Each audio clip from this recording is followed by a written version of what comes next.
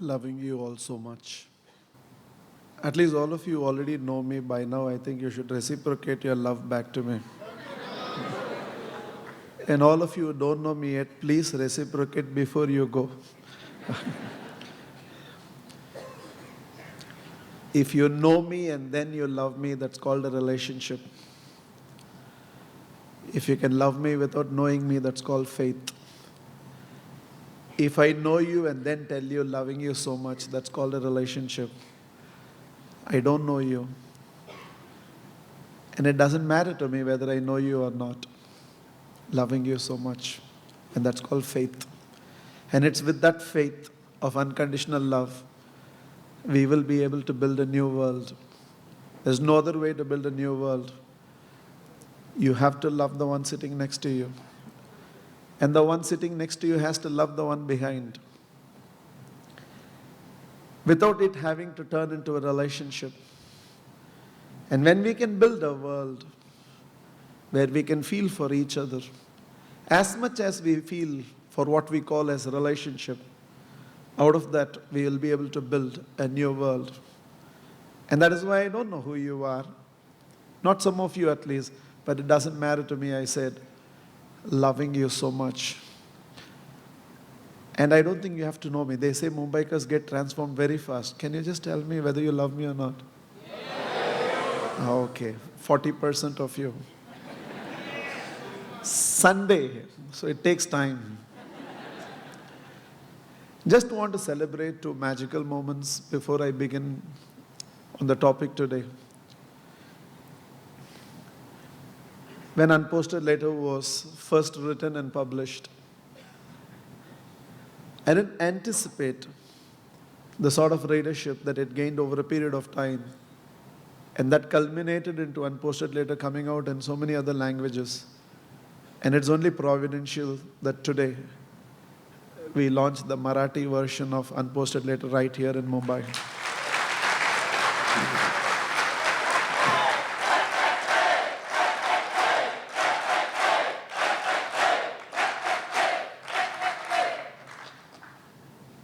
And it's so providential that on 11/11/11, a new path called infinityism was born. And today is exactly 100 days since infinityism was born.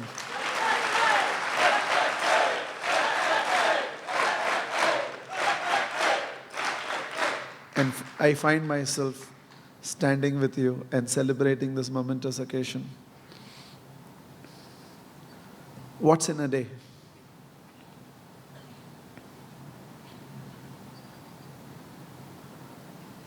The potential to make a new beginning. The potential to make a new start. The potential to tell yourself, all my yesterdays are over yesterday. To draw a line to the past. And to tell yourself, my entire future begins today. It's not about what I have been. It's not about what I was. It's not about how my past has been. It's not about how I have lived every year of my life to this date. Yesterday was over yesterday. A time comes in the life of every caterpillar when it decides that it will not be a caterpillar anymore, and that's when it becomes a butterfly. A time comes in the life of every Atma that does not want to live a life as an ordinary Atma anymore, and that's the beginning of a Mahatma. A time comes in the life of everybody where she realizes she can be much, much more than just a mere school teacher, and that's the beginning of a social revolution. A time comes in the life of every human being to be awakened. A time comes when somehow a mere piece of a bulk rock catches the imagination of a sculptor. And that's the beginning of some world-class sculptures to emerge. A time comes when the canvas that has been sleeping as a pile of stationery for days together suddenly catches the attention of a painter, and that's the beginning of a world-class painting to emerge. We all wake up to another sunrise. We will all wake up to another day. February 19th, 2012 can just be another day in your calendar. It can just be another Sunday in your life. Or in a few of our cases, it can become the turning point of our life. Not because I'm talking today. I keep talking every day. But because you decide, I've lived my life the way I've lived my life right through. Maybe you've had a glorious past. Maybe you've been a happy person. Maybe you've been doing justice to your potential. But in the heart, every individual knows, if you're honest with yourself, that we have not done justice to our own potential. We may be a success in the eyes of the world. We may be a success compared to our peer group. We may be a success compared to a lot of other people who began the journey along with us. And maybe you are already a role model, a mentor, a coach, an inspiration, a beacon, a godfather, a living role model to a lot of other people. Maybe there are a lot of people who are growing on a daily basis, looking at your life and looking at the possibilities that can unfold through your life. But you, if you're honest with yourself in the heart of your heart, and ask this question unto yourself, am I doing complete justice to my potential? And if you can listen to those honest whispers that your own conscience tells you, and that's the beginning of an awakening. That's the beginning when you tell yourself, enough is enough. That I've lived my life, the way I've lived my life. Even if it is beautiful, it can be more beautiful. Even if it has been happy, it can be much more happier. Even if you in the eyes of the world is already a success. Still probably you only scratched the surface of your potential. And a time comes in the life of every human being. And I wish it comes sooner than later in the lives of all of us. When we wake up one sunrise and tell ourselves, my yesterdays are over with yesterdays. Today is a new beginning. Today is the first day to the rest of my life. It could be about yourself. It could be about relationships. And make this decision to make a new start to a phenomenal future that can be built from here onwards. Every time I meet an indisciplined person, every time I meet a smoker, every time when I find an alcoholic who has become an absolute slave to his habits, every time when people know that it is affecting their throat, it's affecting their tongue, and they see people die of throat cancer around because of their chewing habits. I'm not here necessarily to reform every individual, but I do appeal to each one of them and ask them this question. You have lived your life for so many years, any way you want. Won't it be magnificent if you make a decision today? I've lived my entire life any way I want till now. I ate whatever I saw. I smoked whenever I felt. I drank whenever I needed. In fact, it has come to a stage where I have become such an introverted communicator, I am not able to even communicate because of my chewing habits. And the culture being, people who are related to us has to unconditionally accept us and continue to love us. Maybe you are never the father your children want. Maybe you are never the husband your wife cherishes. Maybe you are not the person with whom the next generation can be inspired to live. The fact is, every life that is sitting here has only two possibilities. Your life will either be an example to the next generation, or your life will be a warning to the next generation. Only one of the two possibilities. Some adult out there in your family is going to tell those little children, either showing your life and saying, you should come up in life like that uncle, you should live your life like that auntie, or somewhere you are going to be used as a reference of a warning and they're told, at least you don't be like that uncle. Maybe your own wife is sometimes telling your children, at least you don't be like your father. Now, our life is either going to be an example to the world or it's going to be a warning to the world. Around the same time, two contemporary leaders lived. Mahatma Gandhi continues to be an example to the world, and Adolf Hitler continues to be a warning to the world. In your own right, you are either going to be a living example, a living inspiration to the rest of the world, or in your own right, you're going to continue to be a warning. And no morally right parent can ever tell his children what is right and wrong. Tomorrow, the day you find that your own little one picks up smoking, there is nothing more impoverished than a father who cannot tell his own son, Beta, don't smoke, it's not good for you. Because you don't have the moral right. You have to shut your mouth and keep witnessing that your child is getting into a moral degradation which is not good for him. You can come home every day sober and your children can run towards you, jump at you, hug you.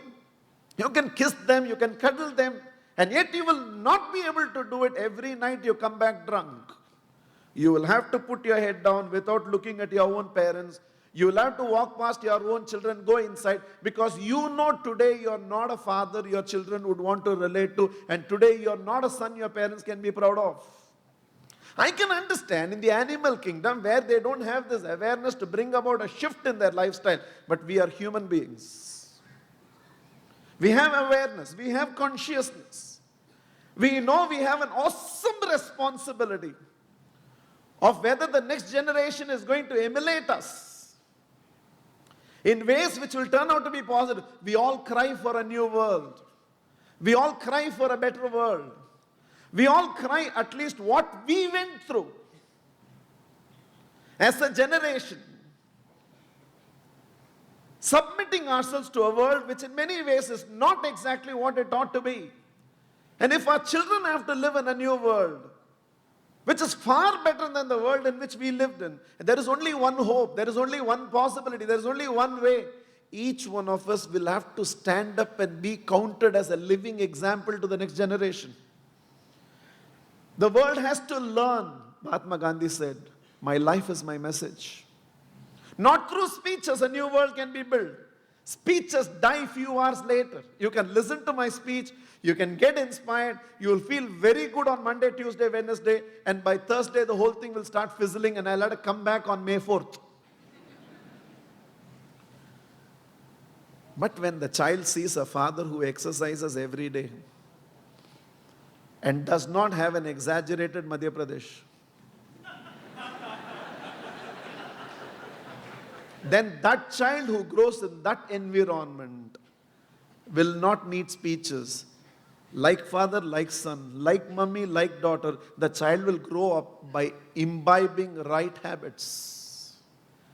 When your children grow in an environment where they see faith in you, where they see devotion in you, where they see surrender in you, where they see spiritual alignment in you, they don't need a speech on who is Krishna or unspoken messages from Ramayana and Mahabharata and who is God, what is religion, why meditation. They don't need talks. They will just observe you and grow into outstanding citizens that they can grow into. The only reason we can convince ourselves why we came earlier than the next generation is so that we take up this awesome responsibility of living our lives in such a way just by looking at us.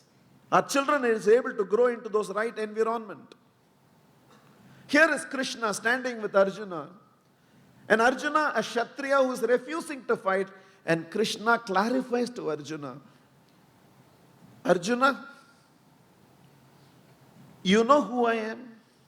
I'm all inclusive. There's nothing beyond me. There is nothing outside of me. Everything is included in me. And Arjuna, do you know one thing? There are only two sources for desire. One, you want to give away what you have, or you want to have what you don't have. There are only two sources to desire. I want to lose what I have, or I want to gain what I don't have. And from these two sources stems desire. And to fulfill that desire, you perform actions so that through that action the desire can be fulfilled. Stating this, Krishna clarifies to Arjuna, Arjuna, if everything is included in me, how can I lose anything? Because to what will I lose it? How can I gain anything? Because from where will I gain it? So there is nothing I can gain. There is nothing that I can lose. So there is no basis for desire in me, Arjuna. And if there is no basis for desire in me, Arjuna, there is no need for me to act. Because actions are performed only for the fulfillment of desires, and I don't have to act. And yet, right now, I am working as a charioteer, Arjuna. And you know why? If I stop working, the world will stop working. The world will say, when Krishna himself is not working, why should we work? Not because I need to work, but right now I'm creating a context for the world to understand, when Krishna himself still kept working, how can I not work? And I'm going to inspire the world to work. Similarly, Arjuna, if you as a Kshatriya do not fight to establish righteousness, all the Kshatriyas will say, when Arjuna himself is not prepared to fight for righteousness, why should we fight for righteousness? And all the Kshatriyas will give up fighting for righteousness. And in a world where nobody fights for righteousness, what will happen to this world, Arjuna? And then Krishna concludes saying that, if not for your sake, Shrestha, the higher and higher you go in life, whatever you do, everybody else will emulate. And he calls that as Shrestha. He says, Shrestha, if not for your sake, for the sake that you need to be the right inspiration to the rest of the world, fight, Arjuna, fight. So that Kshatriyas know that a Kshatriya must fight for upholding righteousness. Essentially, Krishna was saying, whether you are the greatest Kshatriya or you are an incarnation of God, you are Bhagwan Krishna yourself, you still need to live your life in such a way you are an example to others. You are a role model to others. You are a beacon to others. You are a lighthouse to others. They see your life and learn how to live life. Mahatma Gandhi put it very simply when he said, my life is my message. Always tell all these people in the path of infinityism, the day you catch me not living by what I teach, that will be the last day I will teach. After that, I will give up teaching for my lifetime and go away. A blanket permission to the world, not one individual, two individuals. I will live my life as an open book.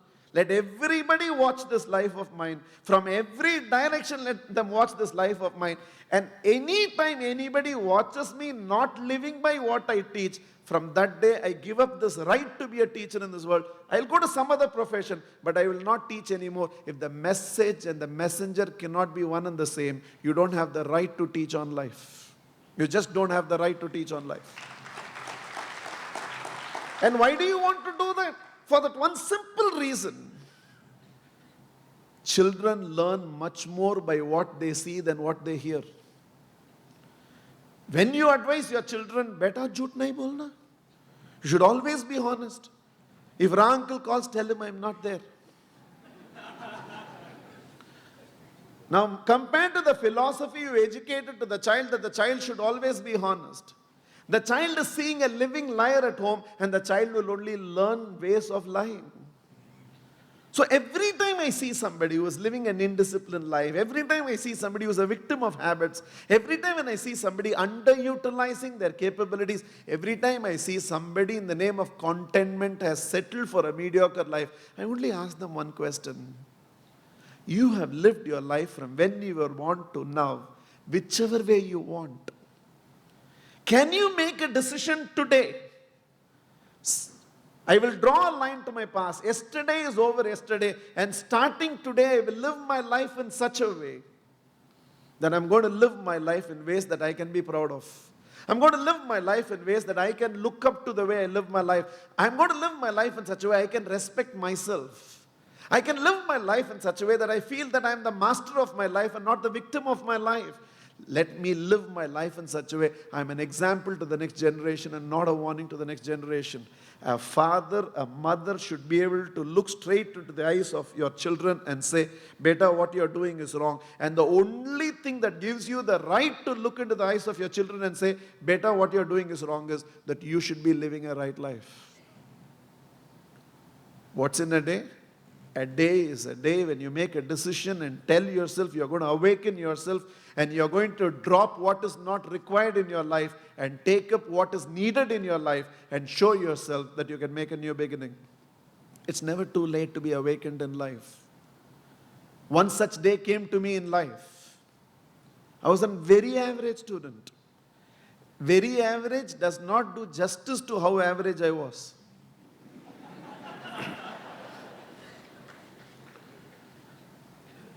Now that you have already come and the doors are closed, and in the trust you will not drop out by hearing this. I have got 6 out of 100 in mechanics. Were you such a bad student? No, the question paper was tough. They asked me questions for which I didn't have the answers. Whose fault it is? Then how did you make it in life? Somehow I could not direct my intelligence towards academics for some time. For some time. And here I was, one evening in my 4th semester, coming back home, having failed in dynamics. Statics, I've already failed. Now I failed in dynamics. You can't do injustice to one subject, you see. Tomorrow one subject should not complain to the other subject, why he studied you more than me. So I wanted, love you all means subject also like that only. Uniform treatment. And I don't want one professor to think he was better than the other. Now by failing, both professors felt they are not good. And I'd come home. And my father, who has been working from the time he was 18, every day in that one hope that one day his sons will do well in life and from there a future will come. And when I came and when my father asked me what happened to your results, I told him I failed only in one subject. I have a past when it has been 2 and 3, so this time only one was relatively far better. So I said I failed only in one subject. I was irresponsible. I didn't understand the meaning of parents' tears. I didn't understand the meaning of the sleepless nights I was causing to those parents. I didn't understand. I was just insensitive to the emotions of people at home. I was not bad. They had no headaches of other things, but I was useless. There's a lot of difference between the two. Never that headmaster called parents and they had to wait outside. There was never a complaint. Headmaster just did not know I was there in the school. It was like that. And somehow that day, for the first time, I saw my father cry. So many advices have been given. Nothing had a bearing on me. But when I saw my father cry, I couldn't take it. In fact, I had experienced a fear like I have never experienced again in my life. I was so scared. So I was all 18 already. Never won a cup, never won a certificate, never won a medal. Never gone up the dais to shake hands with a headmaster or a chief guest ever in my life. Another one lost in the crowd. Just lost in the crowd. Somebody on whom parents were investing on a daily basis, hoping that through them they will find a future. But I was not turning out to be one. But somehow when I saw those tears in my father's eyes, there was this genuine desire that I should do something that he'll be proud of. I wanted to make him cry out of pride, not out of dejection, not out of losing hope on the future. I went to the terrace of my house and I was very scared. I can't even explain to you in words how scared I was. Because suddenly there was this genuine desire to make it very big in life. And I didn't know whether it was too late. Didn't know typewriting, didn't know shorthand, didn't have oratory skills, can't sing, can't dance. There was no ability which can suggest that this boy can have a future. And as I was standing there with welled up tears, red eyes, trembling within, sweating when it was not required, feeling very alone. I'm sure some of you can relate to what I'm speaking. When you want a future, and your past is not suggesting that you can have one such future, and caught between the clutches of a hopeless past and an ambitious future, and you don't know whether you'll make it or not. And my situation was like that. Somehow one of the neighbors who was living in the same apartment by name T.A.S. Vijayaraghavan, whom we used to call as Viji, right now is the dean in XLRI. And he happened to come. And looking at me, he knew something was not okay. So he asked me, what are you going through? One of those rare times I decided to be completely honest. Because I never used to tell people, because I used to come back and they used to ask, so what happened to your results? Why tell everybody I failed? Parents have to bear the cross. Why neighbors have to know about that? Tomorrow will they ever give their daughter to me for marriage? So why should they ever know? So I had to lie to tell them I have passed. But from the beginning, one good quality was there. Anything you do, you should be the best. Otherwise, you should not do it. So even if you have to lie, nobody should be able to lie like you. So I never used to tell them I passed. Any of that itself is a lie. Be the best. So I used to tell them, missed centum by 2 marks. And I have seen neighboring aunties beat their son, saying that you should come up like him. See how he always gets 98, he feels bad. And you are not even getting 18. And my mother used to tell me, shall I tell them how much you have got? So nobody knew I had a hopeless past. But for the first time, I chose to be honest and shared everything that I was going through to Vijayaraghavan. And I told him, this is where I am.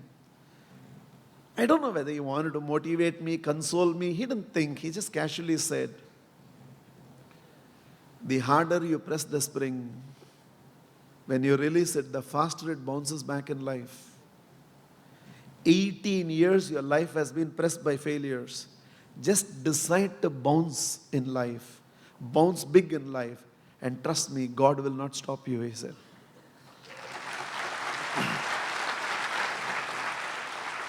There is a very, very important moment right now for all of you to understand that happened in that moment of my life. Sometimes when somebody comes and tells you you can make it very big in life, whether those words are going to become a blessing in your life or not depends on with what faith you take that statement. See, I come and tell you that I really believe you are a great potential. Now, when you take that in faith, it becomes a blessing. And you will make it very big in life. But somehow when you take that with doubt, I don't know why he's saying I will make it very big in life. I don't think I'm that good. You have rejected the whole thing in that very moment. It does not turn into vibrations. I tell people, if you don't have enough faith in yourself, have faith in those who have faith in you. If right now I declare the statement, the 2,500 of us sitting in this hall, if we can work together for 25 years, we can build a new India and give it to the world. And if you say yes, it is turning into vibration. 25 years, new India. I'll say it again, 2,500, one concerted yes. 2,500 of us, if we can work together for the next 25 years, we can give a new India to the world. Thank you. Thank you so much. For that, we need to applaud. I'll explain how later. I will explain how later. Just let me go back to the speech. What is very important is, when a prophecy is delivered, when Jesus Christ is telling something to those apostles, now when they take it, it becomes vibrations, it becomes blessings. When you doubt it, you've already negated the possibility. You just have a memory, but it does not become a living reality. So in fact, what is important when you touch the feet of an elder, and let's say they're saying, Jito rahe beta. What they said is not enough. The faith with which you take, believing, yes, I'm going to have a beautiful life. Yes, I'm going to have a glorious, wish you an extraordinary married life. Somebody is wishing you. And the faith with which you take it, he has said it, and I think from today my life is going to be extraordinary in my marriage. It turns out to be reality. But sometimes what happens is, we feel when any appreciation is given, when any encouragement is given, because we lack a good sense of humor, we feel some sarcastic joke must be commented. So somebody genuinely comes and tells you, wishing you an extraordinary married life. Oh, dekh lenge yaar. Aisa hi ho jata hai. And that is how it will become. I really think the most beautiful phase of your life is just about to begin. Thank you so much. If you say it, I